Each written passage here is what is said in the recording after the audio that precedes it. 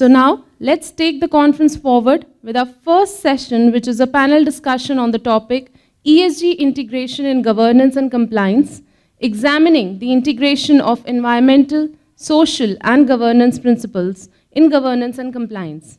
Case studies and organizations successfully incorporating ESG into their practices. To throw some light on this, I would like to call upon stage our first panelist, Mr. Nick Azli Abu Zahar, Group General Counsel of Telekom Malaysia, Berhad. Let's please put our hands together for our first panelist, Mr. Nick. Our second panelist is Szue Hann, Head of Sustainability, Real Estate at Keppel Limited. Let's have a huge round of applause, everyone. Our third panelist is Dr. Gopalakrishnan, who is the founder of BGK Law Associates, Advocates and Legal Advisors, who's also our prominent sponsor. Let's have a huge round of applause for all our participants. Unfortunately, Mr. Fariz Zahir Head, Group Corporate Affairs Division at Prolantis Group couldn't join us. So the stage is now open for all our panelists.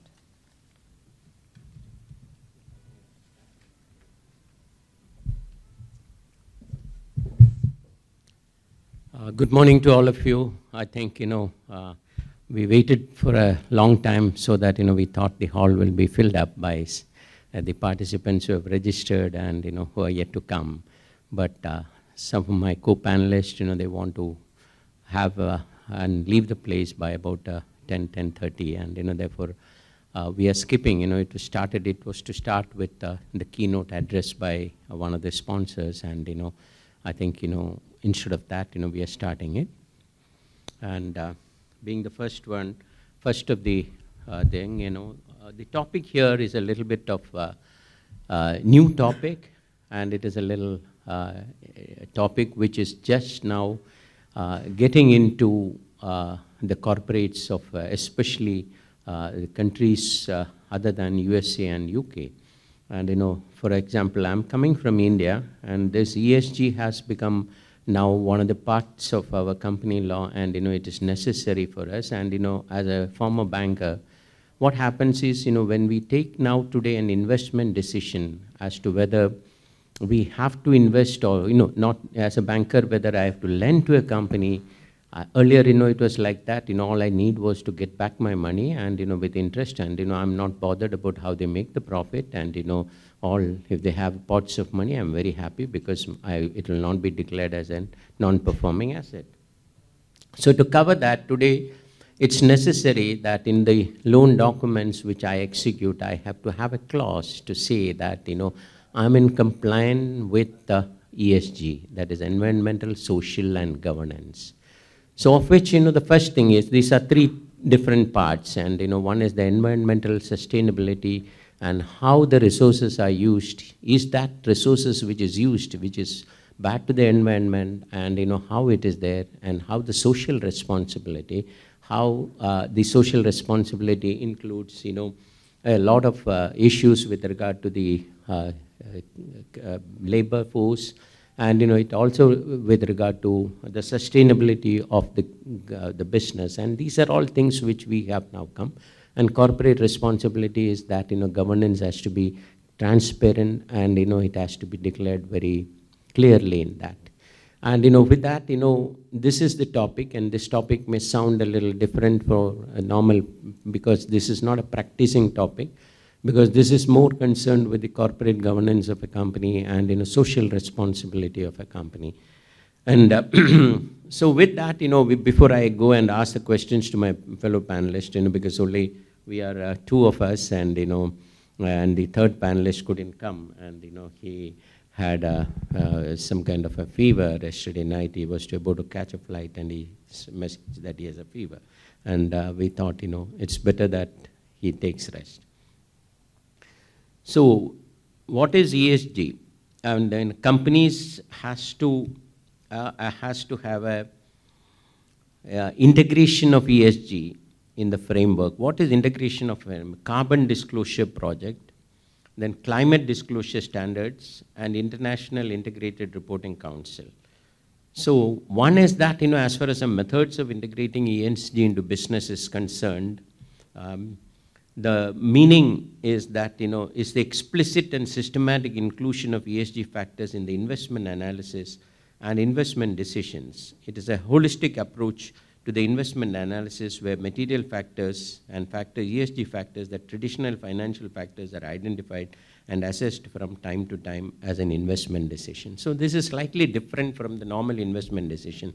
If you look at an investment decision, what now normally takes into is you look at the balance sheet and how the company's cash flows are there, and how strong the company is, how it is capitalized, what is the market cap. These are normal things which are looked into when you take an investment decision. But slight changes have come, and they say ESG integration is necessary, and the explicit and systematic inclusion of ESG factors in investment decisions. So when I'm going to invest in a country, or when I'm going to invest in a company, I need to look into the ESG factors. ESG factors, it's a holistic approach. And ESG, and we have to integrate the ESG typically, and there is a compliance and research, security, portfolio analysis, and investment decisions. So one has to identify the ESG strengths and weaknesses, that is most essential, and analyze the current state of ESG factors, and set priorities and plan ahead, and implement controls and achieve your target, and define clear metrics and report your ESG progress. So one has to understand that.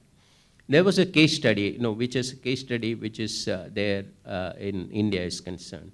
There was a man called, it is a company which used to have recycling of PET bottles. Normally a PET bottle takes 100 years to decompose if you put it in the ground, that nobody knows that, we throw it off, but it takes, he used to recycle it. It's called Ganesh company. What company is called Ganesh Polythene Company. And what happens is, he used to convert it, and after that, it became sustainable, and he used to convert it into yarn, and that became a big hit, and people started investing in the company. And the biggest investor was SBI Mutual Fund, who invested, and they found that they had a big rate of return. But in between, there was some problem with that, because of the fuel prices, as oil prices have gone up, which was the fuel which is used, and therefore, but still, sustainability of such investment is there. Today, a lot of things have a problem because of that only. So the other thing is that, you have to have a carbon disclosure project. And companies may report their environmental performance. Environmental performance is most essential, including their greenhouse gas emissions, water consumption, and climate risks and opportunities. Water consumption is concerned, it is a very big issue. We do not know. For example, South Africa is declared to be a waterless, water problem is there. So if you have any project which is having water as the main component in South Africa, I will not invest. The reason is that, it has a problem with water problem is there. So water's consumption and sustainability of that, if I'm using it also, the sustainability of that. Then climate disclosure. And today everything you say is that, climatic change and global warming is concerned. Everything we say that, if winter comes in July, and somewhere in India, we say that it is because of the global warming, and climate has changed. And even the household people also say, if you have a kind of fever or anything, just say something is that now climate has changed, everything has changed. It was not the way it has to be there. So it's our duty as an investment, when we take an investment decision, to ensure that our decisions are based for the betterment of the human planet, or the Mother Earth. And it is not that simply you invest and make money and forget about it.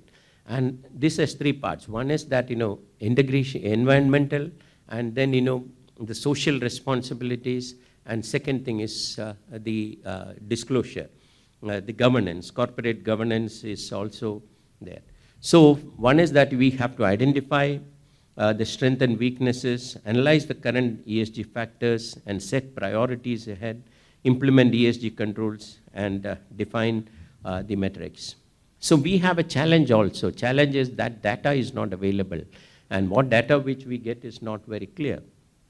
Then governance, for organization to have that kind of a data, it's often unstructured, and lack of data governance leads to stockpiles and data is likely. So if the data is not correct, what you feed in is not correct, the result will be different. And then time and cost, most of the companies will not spend much time on that. If they say it is only a compliance, I'll do the way it is needed, and that's the end of it. But thing has to be changed, Then complexity is also there, and complexity is most essential because it is it requires creating a clear strategy for the boardroom that employees all over the world can put into practice. And once you put a policy in the boardroom, that is not the end of it. You have to ensure that it is implemented at all levels. And I think with this introduction, I think I will just pass on to the questions to my fellow panelists. And I think both of you can introduce yourself, even though you have introduced when the general introduction was there, and the work which you do. And please do go ahead, Mr. Hello. Yeah, my name is Nick Azli. I'm the Group General Counsel of Telekom Malaysia. So we work closely with our ESG team on this topic because there's a lot of integration between the legal and compliance aspects and the governance aspects with the ESG initiatives and the sustainability initiatives that are happening within Telekom Malaysia. Thank you. Yeah, so you are from the telecom industry, and I just want to know what's your concept of ESG vis-a-vis telecom industry, and how you plan to practice and put that into practice in an industry like telecom, because diversify. I'm from a bank, and now I'm practicing, but you're from telecom industry. So just explain whatever is the challenges you feel, and how do you feel it is to be implemented. Yes, thanks, Dr. Bala. That's a broad question, and I have some slides actually to help please present for the audience to understand. Yeah, Can I have the slides, please? Slides.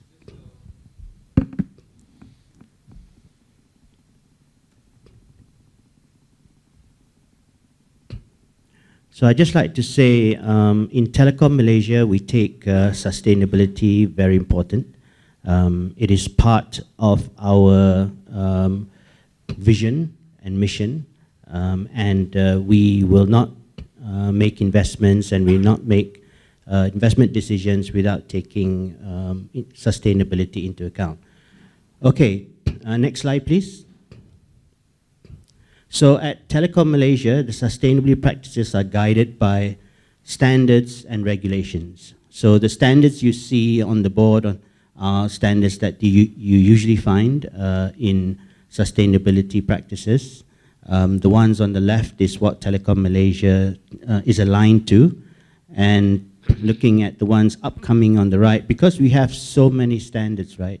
So the move is to standardize or get these standards commonalized as much as possible. That's why there is a move to the ISSB, which is governed by the International Financial Reporting Standards. Yeah.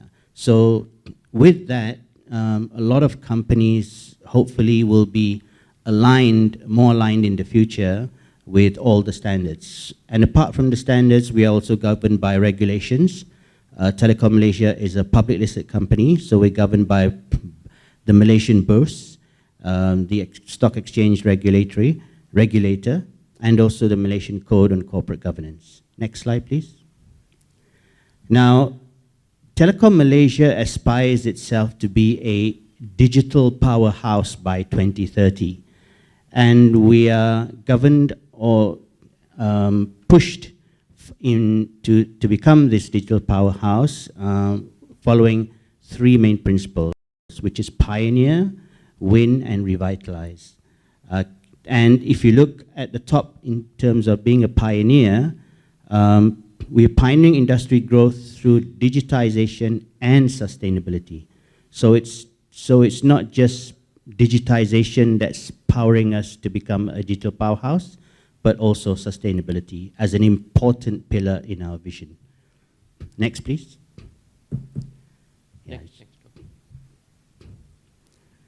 So as you see TM's vision, we have two sustainability objectives, which is enable sustainable growth for customers and our community, and also ensure business resilience. Now, underneath, we have 5 sustainability pillars. Yeah. Now, the first one is solution provider. So, in addition to providing telecommunications, we also provide digital solutions to our customers, and this principle is sustainability as a solution. The second sustainable pillar is digital inclusion, leaving no one behind. Yeah, we have a national agenda to ensure that Malaysia enjoys the digital evolution. The next one is environmental management, eco-friendly practices. The next one is responsible employer. And the last one is ethical business. Just to give examples of these 3 sustainable pillars, can you just press the next slide? Yeah, if you just go on. Yeah, these are some of the examples, the live examples that you see. For example, in terms of being a responsible employer, so we have more than 40% of our workforce are women. Okay, and as a live example, I have 2 of my colleagues here from Telekom Malaysia sitting there, one of whom is the face you see on that particular slide. Okay, so she is real. Okay, she's not AI generated. Okay, next please. So just now I was showing that's the framework, yeah, Dr. Bala, the framework of Telekom Malaysia, and this is how our integration plan is. So if you look on the left side, those are the 5 sustainability pillars. Okay. And those sustainable pillars are governed by what we call material matters. So these material matters, for example, for solution provider, it's innovation technology, customer experience, network quality, and stability. These are material factors that are material to us in pushing the 5 sustainable pillars. Now, if you look on the right side, that's how we measure where we are in terms of each of these material matters for the 5 sustainable pillars. So if you look at the light green, where we currently are, there are only about 3 or 4 of those material matters which we are at advanced integration. And that's because traditionally as a telco and a tech company, we have already started those material matters. For example, customer experience and network quality and stability is something that we've done. So we are at an advanced integration stage. Under number 4, responsible employer, learning and development is also something that we are already advanced. And the other one, in terms of ethical business, also light green in 2024, is good governance, because we've started that journey some time ago. But in terms of the others, we rank ourselves and we consider ourselves, some of them at early stage, the pink, building the foundation stage. So we have some journey to still go in those areas. And we do have some areas where we are early integration, the yellow quadrant, and the brown quadrant is the middle between the early integration and advanced. So that's where we see ourselves in terms of progress and the efforts that we need to make. And these standards are governed by the Bursa Malaysia, which is the stock exchange regulator, who is in turn governed by international standards. Next slide, please. And in terms of governance, our sustainability initiatives, this is where it sits in our company governance structure. So if you look at it, it's right up after the management committee, and it's chaired by our group chief financial officer. So the person who looks at the finances and the numbers of the company chairs the sustainability committee. And like Dr. Bala said, investments is important. Now, this ESG or sustainability initiatives will not make any leeway if it doesn't involve money. Yeah?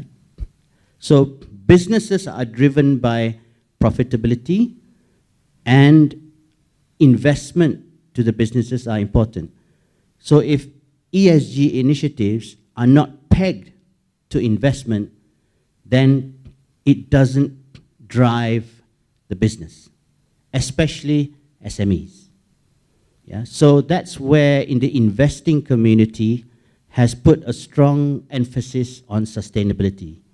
So companies who are listed on the stock exchange, where the public is investing, have been given responsibilities now to disclose their sustainability efforts. If not, investors will not be interested to invest in these shares, in these companies. So yeah, so that's, from a Telekom Malaysia perspective, Dr. Bala, that's where we stand in terms of our... That pretty covers everything. And, 2 points which I have noticed is that, you said that, you are first governed by the stock exchange, which is there in everybody. But normally stock exchange is limited to the issues which you have to look when it is a listed company and how good it is there.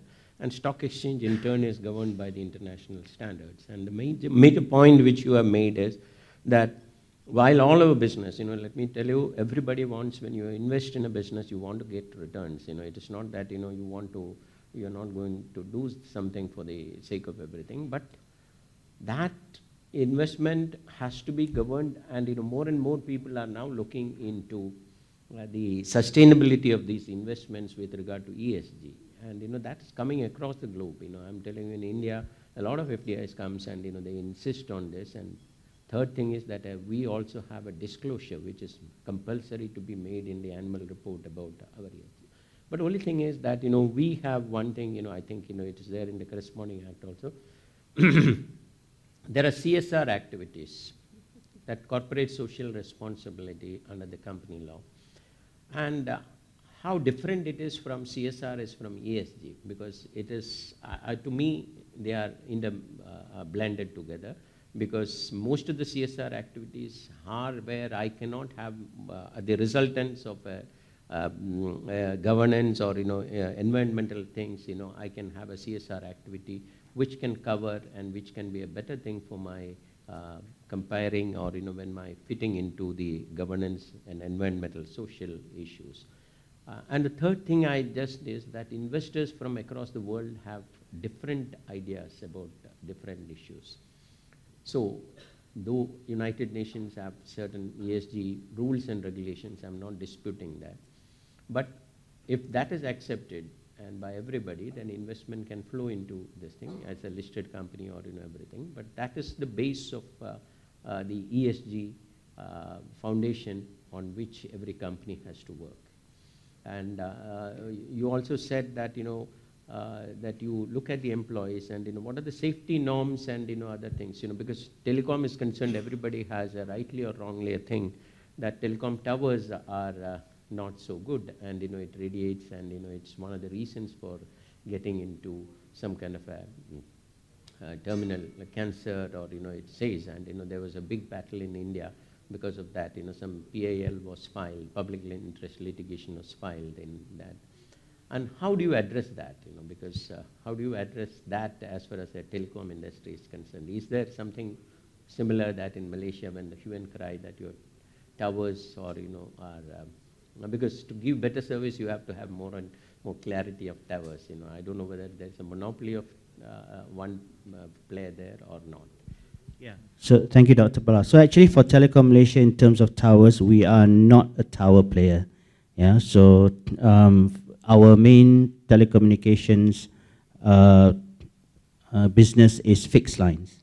So we're the biggest fixed line service provider in Malaysia. Doesn't mean that we don't have towers, we do, but compared to the rest of the mobile network operators, we're a small player in that field.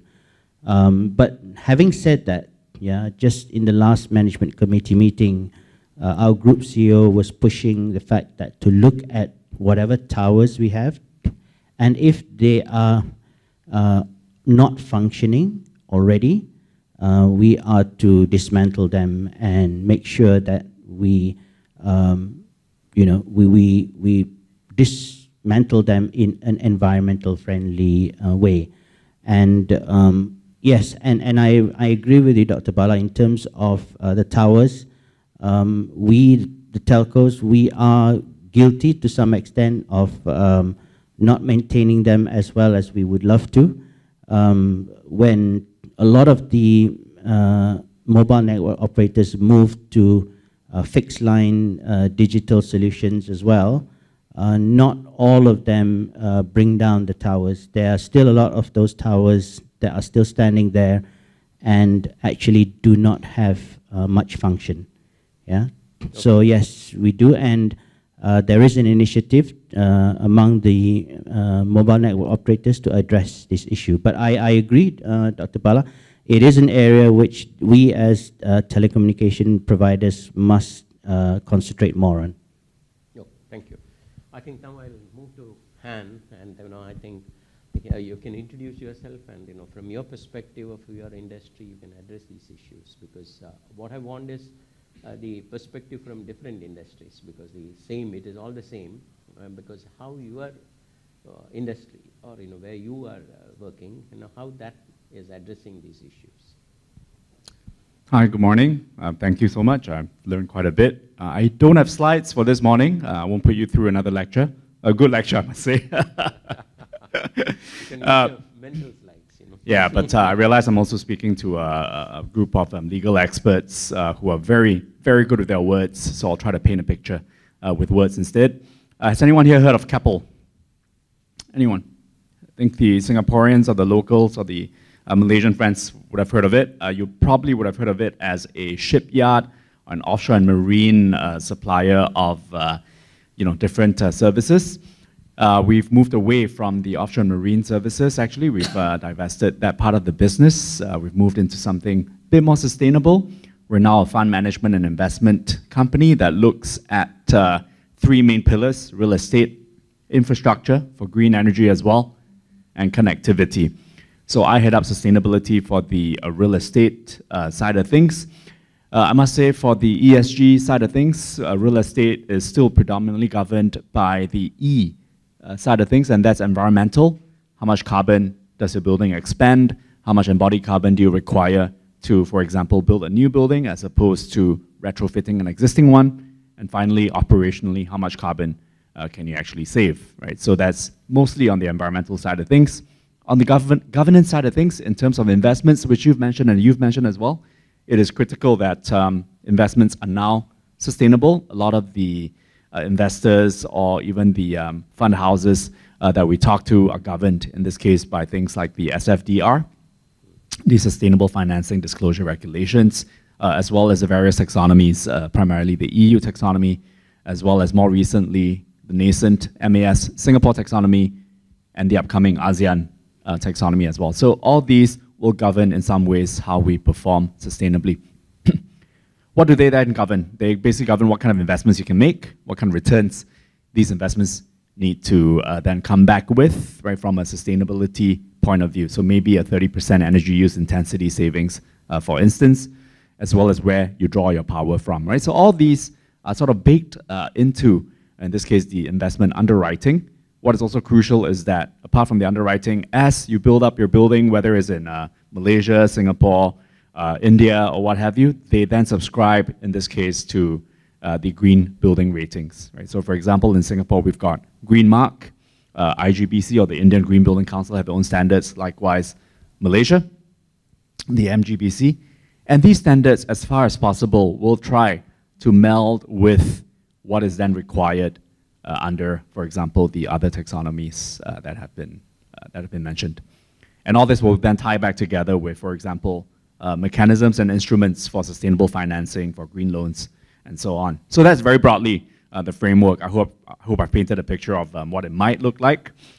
Now, let's move on to the S and then the G. On the S side of things, buildings are meant to bring people together, not to segregate people, right? So the S part of things is crucial because in the buildings that we run, manage, own, and eventually, if the price is right, of course, divest, these buildings tend to integrate social activity well together. For example, I think this week or next week, there's a durian party that's happening in our building that brings the whole community together. It also segregates the durian eaters from the non-durian eaters, but that's a different issue. Has anyone here tried durian, by the way? Is durian season? Okay. Yeah, I think most of our friends from India, from Malaysia, of course, Southeast Asia will love it. Right? I personally love it. But these are some of the activities that really draws people together. So people who work in the same building as you, but in a different office, you've never met them other than awkward exchanges in the lifts. But these are times when you can actually draw people together as well. And that builds up what we call social capital. It's not just durians, of course. There's Hari Raya parties for Eid.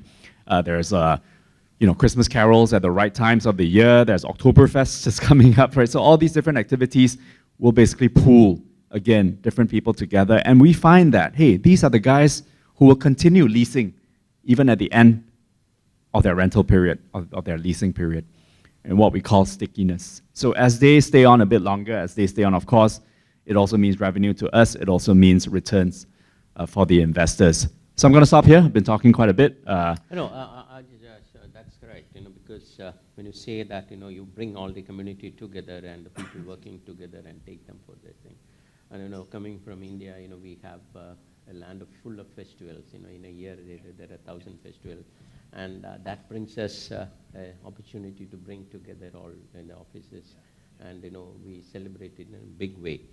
And beyond that, I just want to ask you is that, what's your disclosure norms as far as the ESG is concerned, specifically in your industry? Because as far as others are concerned, it is put there. How do you follow that disclosure norms? Yeah, so before that, I want to address the festivals. We do not have Holi in our building. If we had Holi, there'll be massive cleanups to be done after that, and then we'll lose money. But I'm kidding, right? There's Holi festivals in Little India as well. In any case, disclosures, excuse me. So for disclosures, of course, we need to, first of all, ensure that the asset performs as it's meant to.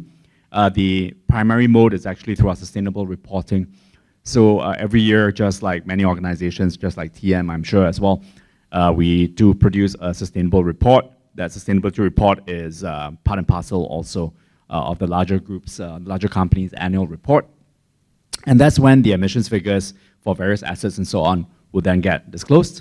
When it comes to the investment, there's other modes of disclosure as well. Basically, we go, okay, we have abided by these clauses in, for example, once again, the SFDR by performing such and such and such an activity. So it's a very execution-based and a results-oriented mode of disclosure in that sense, because that's really what investors want to see. What are the active measures you put in, as opposed to just doing an end-of-the-day reporting. I think, the most important other things is that, we are all from the legal field, is that, how you address a legal and reputational risk involved in this ESG. Means it's not that, we say that everything is there, I follow this, I follow that, I follow this, and there may be some kind of a questions raised on us also to say that, whether you're following, and, somebody goes, as I said, that a lot of industries are set up in India, and therefore emissions are concerned, and they go to the court, and they follow. So that kind of a reputational legal loss is something, because a lot of groups are there who are watching the environmental disasters and how the ESG is actually, I would say in India, the ESG. The big protectors of ESG are the public at large, who are completely watching what an industry is doing, and they get the finest of the details, I don't know, not from the computer, but they have a lot of details, and which they put it to the court and say that, doing this, Very recently, in one part of Kerala, what happens is, there was some kind of an emissions, and, suddenly from a factory, and suddenly you find that a lot of fish, the entire area, that a lot of fish were dead, and then the fishermen felt very bad, and that went to the court, and the court has appointed a committee to look into it and see what is the reason for it. So such kinds of legal and reputational laws will always come. Those who are from the industry may know that also. So how do you address that, if at all it is there? Perhaps you may not have faced it, but assuming that if something comes up, both of you can answer in their respective. Yeah, thank you, Dr. Bala. So, in essence, ESG requires us to be a responsible business. yeah, from both the E, S, and G perspective. Now, Dr. Bala, you asked what are the legal and reputational issues that may arise. So I give, for example, on the governance part, where I believe the anti-bribery initiative is high in the agenda for all companies. And if there is a liability attached to the company or its employees for bribery, that is a serious reputational impact to the company. So from the governance side, there is always a requirement for the company to ensure that it has proper processes and procedures in place to minimize the risk of the company getting involved in bribery-related liabilities. That's on the governance side. From the telecommunication side, for the E, environmental potential liability or reputational risk is in terms of, for example, Telekom Malaysia, its network. Its telecommunications network gobbles up a lot of energy, yeah? To maintain the whole nation's telecommunications network takes up a lot of energy. So one of our initiatives when we upgrade our fiber optic cables, our telecommunications network facilities is to ensure we reduce the amount of energy used. And recently we are also into the data center business. We announced a recent joint venture with a known Singapore telco for a data center in Johor, which is about 200 megawatts, which is a large data center. And that also is envisaged to take up a lot of energy and water. Yeah, so there have been stakeholders who have inquired as to what will TM do in terms of ensuring that its energy and water consumption is maintained at a reasonable rate. If not, the people in Johor will complain that we're using up all their energy and water. Okay, so those are two examples of some of the exposures that we face in the telco industry. Yeah, I just want to say to your point as well, there is no development without any mode of environmental risk or even social risk when, for example, it comes to displacement. But so long as the greater good is achieved and can actually be measured, I think there's ways of, I would say, counter arguments, right? But we're also extremely careful about how much impact we put to the environment.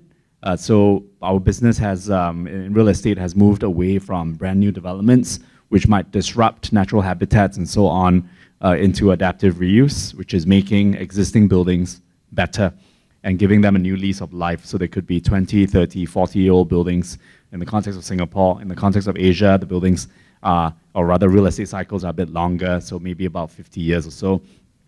Upgrade those buildings through new engineering systems, new cooling systems, new technologies, and making them far more efficient, including sometimes upgrading the architecture of things as well. So all these taken in holism, right? All this taken holistically means that we have a very measured approach towards how we renovate, how we retrofit, and also how we upgrade these assets. However, the risk will come when you make certain commitments, especially to your investors, that at the end of doing all this, you're going to save 30% of your energy consumption. The fact is that may or may not be true because in operations, many things could happen, right? Weather patterns could change, usage patterns could be different. You have no control over who turns on and who turns off the switch for your lights and your power and so on. And as it turns out, the consumption sometimes becomes less than 30%. We'll try to moderate, of course, for these behaviors. But sometimes in terms of disclosures versus the commitments, there is some risk. And what happens when that becomes too large? You get accused of greenwashing, that you're actually committing for something that you're not actually doing, right? So we try to minimize that, of course, by being a bit more moderate about some of these commitments And just by being very realistic about things like degradation of engineering systems over time, efficiency losses across, for example, power cables or even telco cables, for instance. So all these things then get factored in, and we can therefore preempt them because we can't really control the future. So how often do you internally audit whether you are in compliance with the ESG? Is there an annual one, or you keep on changing? Because anything which we put on a place and then we say that we have a policy in place, that doesn't mean that we are compliant with it. Because you have to closely monitor that and ensure that everything is in line with the global standards, and where we fail, and what's the improvement which we have to do, and how do you assess that? Because your investors are constantly looking at you, and they cannot come one fine morning and say that you look here, you have not followed this, and you have not done this, so I'm pulling back my investment. That should not happen. So how often you do the audit, or what kind of a systems in place? I would not say audit. What kind of a systems are in place to ensure that often you are somewhere near the compliance, or you are completely compliant, or it's good, bad, or ugly? How do you look at it? Yeah, so as you saw just now in the slides, we measure ourselves in those different quadrants, those material matters. So in terms of audit, we do an internal audit every year, but once in 3 years, we get an external auditor to come to audit and see whether our sustainable development initiatives and the categories and the stages that we say we are in is actually accurate or not. So it's internal every year and external once in 3 years. Yeah, so we also conduct an annual audits. We have external agencies that come in and do that for us, including, of course, many of the audit companies that you'll be quite familiar with. All these will also form part of our annual reporting, as well as sustainability reporting, because it is part of our governance structure. Yeah, that's on the corporate side of things. On the sustainability side of things, there are also things like indoor air quality audits that we carry out periodically, could be half a year, right, to ensure that the building systems will always function the way that they're designed to. Okay. I think I've been told that time is up, and I just wanted some question answers, but off the line, off this we can ask that question. So thank you very much. And before I end, I just want to say is that ESG is something which each and everyone, and especially those legal officers, has to ensure that the company is in compliance with ESG. You can't just ignore and say that it's something which is not necessary, because it's, even if it risks your profits, because sometimes a lot of compliances and certain things has to change. They undergo the process, and there may be a kind of you may have been in conflict with the business department also, but ESG is here to stay. And as you go along, unless you do that, the planet is not going to be sustainable, and your investment may run into trouble. So with that, I'm thanking all the panelists, and thank you very much. And in fact, I know that this is a new subject, so I want more and more questions to be asked on that. We will have that question session after this. Thank you very much. Thank you both of you for the excellent.